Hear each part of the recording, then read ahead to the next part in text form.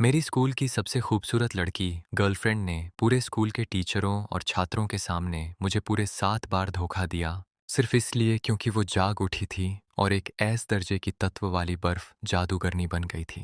सारे लोग मेरा मजाक उड़ा रहे थे कि मेरा दिव्य वस्तु अर्पण करने वाला डी दर्जे का बेकार इंसान है। हर बार जब भगवान को कोई चीज़ अर्पित की जाती है तो जीवन शक्ति खर्च होती है, और सबसे लंबी उम्र जीने वाला अर्पण करने वाला भी सिर्फ 25 साल तक ही जिंदा रहा था। पहले जो प्रिंसिपल मुझसे बहुत उम्मीदें रखते थे, वो भी अब मुझे स्कूल से निकालना चाहते थे।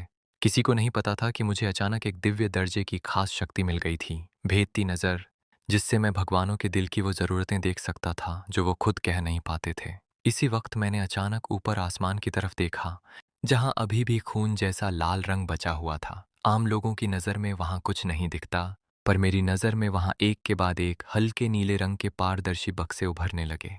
साले, अभी अभी खरीदा हुआ फ़ोन फिर से बंद हो गया। कोई मुझे चार्जर वाला बैग तो भेजो, वरना मैं आसमान से बिजली गिरा दूंगा। आजकल रात भर सीरियल देखने से मेरी त्वचा बहुत खराब हो गई है।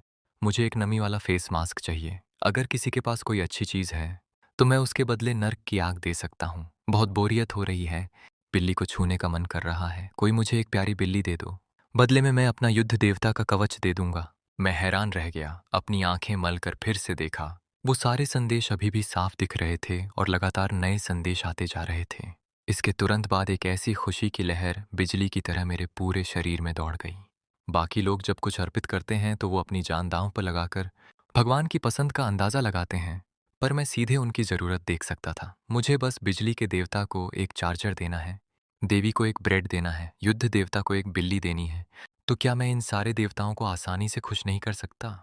वांग मोटा नीचे खड़ा घबराकर हाथ हिला रहा था। मैंने ऊपर देखा, फिर वांग मोटे की तरफ देखा, फिर चारों तरफ मजाक उड़ाते चेहरों को देखा, और मेरे होंठों पर एक ऐसी मुस्कान आई जो पहले कभी नहीं आई थी। कम उम्र में मरने वाला खतरनाक रात। आज से मुझे भगवानों का बड़ा बाप बुलाओ। क्या ये हमारा एसएसएस दर्जे का प्रतिभाशाली इंसान नहीं है? अभी तक मरा क्यों नहीं? झाओ लई मुझे ऊपर से नीचे तक देखते हुए मेरे सस्ते कपड़ों को देखकर मजाक उड़ाने लगा। क्यों ना तुम मेरे सामने घुटने टेक कर विनती करो। अगर मेरा मूड अच्छा रहा तो मैं तुम्हें अंदर एक चारा बनाकर ले जा सकता हूँ। आखिर एसएसएस दर्जे का चारा तो राक्षसों को बहुत पसंद आना चाहिए। मैंने बिना किसी भाव के अपनी भेदती नज़र खोली और झाओ लेई की तरफ देखा। भेदती नज़र खुली। इसकी असली इच्छा है लाल रंग की अंडरवियर, जिसकी जिप अभी तक बंद नहीं हुई है। बड़ी कीमत देकर खरीदी हुई सोने की कुल्हाड़ी अगर दीवार पर मारी जाए तो टूट जाएगी, क्योंकि वो घटिया धातु से बनी है। मेरे होंठ हल्के से कांपे। मैंने अपनी हंसी को रोकते हुए झाओ लेई की चुनौती को नजरअंदाज कर दिया और अपना सिर घुमाकर हॉल में लगी परीक्षा वाली स्क्रीन की तरफ देखने लगा। मेरी नज़र उस आइकन पर टिक गई जिसका नाम था नौसिखिया परीक्षा, निचला जंगल। परीक्षा का नाम था निचला जंगल। कठिनाई स्तर 1, नौसिखिया के लिए सिफारिश। बॉस था सड़ा हुआ पेड़ आत्मा, जो कम दर्जे की लकड़ी और पेड़ आत्मा का तारा देता था। आम लोगों की नज़र में यह बिल्कुल साधारण जानकारी थी, पर मेरी नज़र में उस बॉस की तस्वीर के ऊपर एक बहुत बड़ा लाल रंग का विस्मयादिबोधक चिन्ह चमक रहा था। मेरी नज़र अपने आप अपने कपड़े वाले बैग की तरफ चली गई, जहां चुपचाप वो चीज़ पड़ी थी जो मैं पिछली बार अपने कॉस्प्ले क्लब की गतिविधि के बाद साथ ले आया था। एक काले लंबे बालों वाली विग। ये तो किस्मत है, यही सही मौका है। मैंने वांग मोटे की बांह पकड़ ली। मेरी आंखों में गर्मी थी। हिम्मत है क्या मेरे साथ ये काम करने की? वांग मोटा मेरी नज़रों से डर गया। हम दोनों? यह तो 5 लोगों वाली परीक्षा है और तुम एक जाल बनाने वाले हो। मैं एक तगड़ी ढाल हूँ। हम दोनों अंदर जाकर तो सीधे बड़े बॉस को खाद देने जैसा होगा। मैंने वांग मोटे की आंखों में देखते हुए बिना किसी शक के भरोसे से कहा, भाई, मुझे मत डराओ। तुम करना क्या चाहते हो? क्या तुम हमेशा एक ढाल बनकर मार खाना चाहते हो? मुझ पर भरोसा करो। शायद मेरा आत्मविश्वास इतना तेज था कि वांग मोटे के पैर कांप रहे थे। फिर भी उसने दांत भींचकर हामी भर दी। मैंने झाओ लेई और बाकी लोगों के मजाक को पूरी तरह नजरअंदाज करते हुए शांति से परीक्षा के द्वार की तरफ बढ़ना शुरू किया।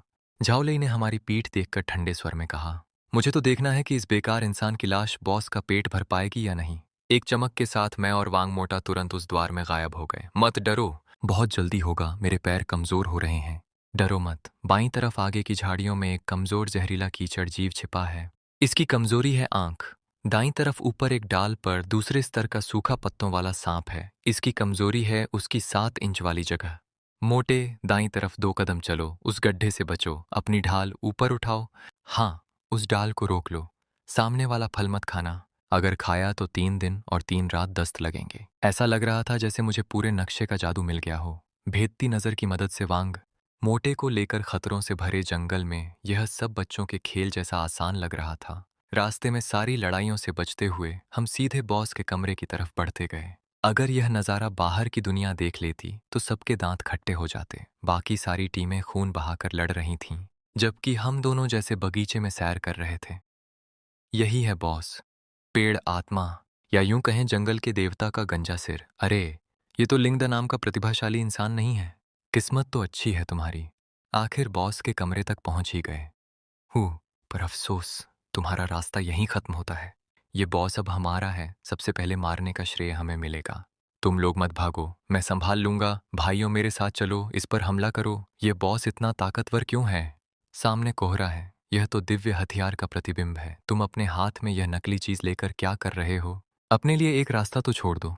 तुम पागल हो गए हो? वापस आ जाओ, तुम मर जाओगे। तुम्हारे हाथ में ये क्या चीज है? यह एहसास, ये चमक, मुझे मुझे आखिरकार फिर से बाल मिल गए। हाँ हाँ हाँ हाँ, बिजली के उस बूढ़े को अगली बार मिलूंगा तो अपने बाल उसके मुंह पर मारूंगा। तुम बहुत अच्छे हो, बहुत ही अच्छे। तुम मुझे समझते हो? हजारों सालों में तुम पहले इंसान हो जिसने मुझे सच में समझा है। वो सारे बेवकूफ जो सिर्फ टूटी हुई पेटियां और जंग लगी तलवारें अर्पित करते थे, उन्हें कभी पता ही नहीं था कि मैं असल में क्या चाहता था। बधाई हो सोंगचू को, भगवान का इनाम मिला। भगवान का इनाम। ऐसा लगता है इस विग की कीमत मेरे सोचे से भी ज्यादा है। मेरा हाथ दुख गया। सिर्फ एक विग देने से इतना दिव्य हथियार मिल गया। ये तो धोखाधड़ी है, ये तो नकल है। 8वें भाई, बाल संवारने में खलल डालने की सजा मौत है। छोटे भाई, ये विग तो अच्छी है, पर इसे थोड़ी देखभाल की जरूरत है। मैंने सुना है इंसानों की दुनिया में एक ऐसी दिव्य चीज है जिसे बाल की कंडीशनर कहते हैं। बड़े देवता, चिंता मत करो, अगली बार मिलूंगा तो सिर्फ कंडीशनर ही नहीं, आपके लिए एक नेगेटिव आयन वाला कर्लिंग रॉड भी लाऊंगा, जिससे आप देवलोक के सबसे चमकते हुए इंसान बन जाएंगे। जमीन पर सोना बिखरा पड़ा है, अमीर बन गए। पहले देख लो कोई अच्छी कुल्हाड़ी है क्या? थोड़ा धैर्य रखो, पहले गिनती पूरी हो जाए फिर बांट लेंगे। सभी खिलाड़ियों को सूचना, परीक्षा केंद्र निचला जंगल का दर्जा एसएसएस हो गया है। यह नामुमकिन है। हे भगवान, ये तो सच में एक अजूबा है। खड़े क्यों हो? सामान उठाओ मोटे, ये तो सिर्फ शुरुआत है।